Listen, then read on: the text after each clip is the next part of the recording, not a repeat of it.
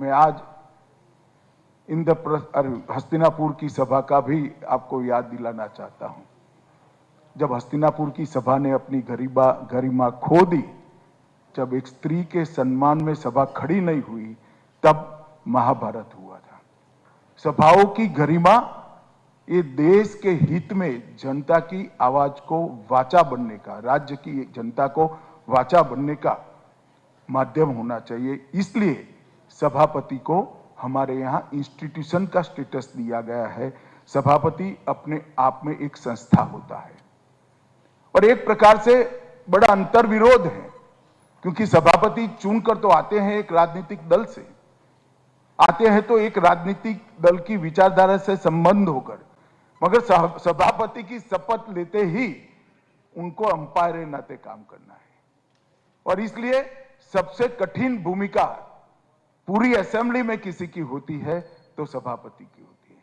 मगर मैं आज गौरव के साथ कह सकता हूं कि भारतीय आजादी के इस 80 साल में और हमारे संविधान के 75 साल में हमारे देश भर की असेंबलियां, विधानसभाएं और लोकसभा में हमेशा सभापतियों ने लोकसभा और विधानसभा के गौरव को आगे बढ़ाने का काम किया है और हमारे लोकतंत्र को हमने मजबूत किया। जब हम आजाद हुए तब एक चर्चा थी, कितने साल इस देश में लोकतंत्र चलेगा, कैसे चलाएंगे, और कई लोग मखौल उड़ाते थे हमारी आजादी के आंदोलन का भी और हमारे संविधान की निर्माण की प्रक्रिया की।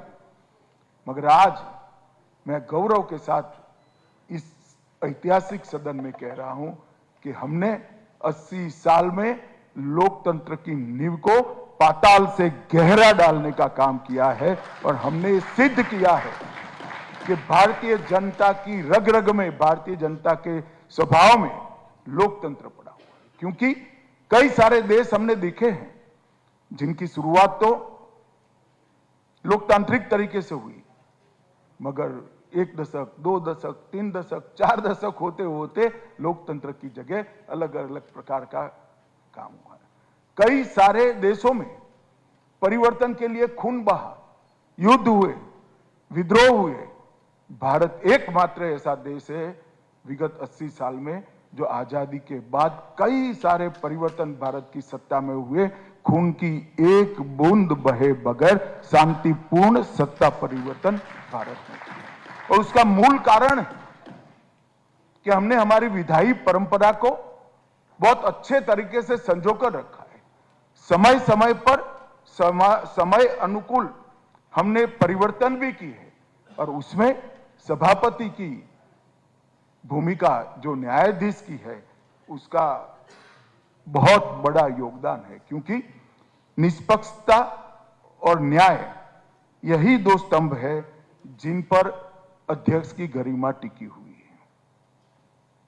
और जब ये 2 स्तंभ अध्यक्ष की चेयर से संभाल कर रखते हैं तो सदन की गरिमा भी बन लेती है। इसलिए अध्यक्ष ही एक प्रकार से सदन का अभिभावक और सदन का सेवक भी माना जाता है। अध्यक्ष के गरिमापूर्ण बर्ताव से ही सबसे बड़ी सेवा सदन की हो सकती है और अध्यक्ष के दृढ़ व्यवहार से ही सदन के अधिकारों का रक्षण होता है, वो अभिभावक की भूमिका में भी होता है। और मित्रों, इसीलिए अध्यक्ष की कुर्सी को संविधान मान्य कुर्सी के रूप में हमारे संविधान ने मान्यता दी है। विधानसभाओं में किसान की हरी भरी फसल से लेकर युवाओं के स्वप्नों तक, महिला सशक्तिकरण से लेकर समाज के हर पिछड़े वर्ग के कल्याण तक, देश की एकता और अखंडता से लेकर देश की सुरक्षा तक, इतने बड़े स्केल में, इतने बड़े स्केच में हर प्रकार की चर्चा यहां पर होती है। और जब विधानसभा का सदन चलता है तब हमने 3 शब्दों पर बहुत बल देना पड़ेगा: विवेक, विचार और विधान। विवेक से विचार बनता है। विवेक सदन के नियमों, जनता की आकांक्षाएं और पक्ष विपक्ष के द्वारा सरकार के अच्छे पक्ष और बुरे पक्ष को रखने का बैलेंस प्रकार से एक वक्तव्य जो होता है वो विवेकपूर्ण माना जाता है। और ये विवेक उससे विचार बनता है और विचारों से विधान बनता है, जो विधानसभा का काम है। कोई भी कानून आता है उसका अंततोगत्वा उद्देश्य जन कल्याण होना चाहिए। कोई भी कानून आता है इसका अंततोगत्वा उद्देश्य अपने प्रदेश और देश को सुचारू रूप से चलाना होता है। कोई भी कानून आता है उसका अंतिम उद्देश्य सर्वस्पर्शीय सर्वसमावेशी विकास का मॉडल होता है। और कोई भी कानून आता है उसका अंतिम उद्देश्य विधानसभा की प्रांतों की प्रदेशों की आंतरिक सुरक्षा और देश की आंतरिक और बाह्य सुरक्षा को सुनिश्चित करना होता है। तो विवेक, विचार और विधान, ये तीन ही चीजों पर विधानसभा का और लोकसभा राज्यसभा का पूरा काम निर्भर है। और जब ये तीन चीजों का पूरा सम्मान सभापति के द्वारा किया जाता है तब दल हित से ऊपर उठकर, अपनी पार्टी के हित से ऊपर उठकर विधानसभाएं देश का और प्रदेश का विचार करती है, लोकसभा देश का विचार करती है। दल हित से ऊपर उठकर राष्ट्र हित का विचार ही हम सबको लोकतंत्र की अंतिम गरिमामय ऊंचाई तक पहुंचाने का एकमात्र रास्ता है। अभी किरण जी ने नुकचेती की कि विवाद होना चाहिए। मैं भी मानता हूं कि संसद के गलियारों में अगर वाद विवाद नहीं होता तो संसद केवल पत्थर का एक मकान बनकर रह जाएगी। विधानसभा के अंदर भी सार्थक वाद विवाद नहीं होता है तो विधानसभाएं भी एक निर्जीव बिल्डिंग बनकर रह जाएंगे, भवन बनकर रह जाएंगे। ये भवन में भावनाओं का निरूपण करने का काम अध्यक्ष के नेतृत्व में सभी सदन के सदस्यों का है, तभी जाकर एक जीवंत इकाई बनती है जो देश हित और प्रदेश हित में काम करती है। और मित्रों, इसमें भी विवेक की जरूरत है। वाद विवाद चर्चा से होना चाहिए।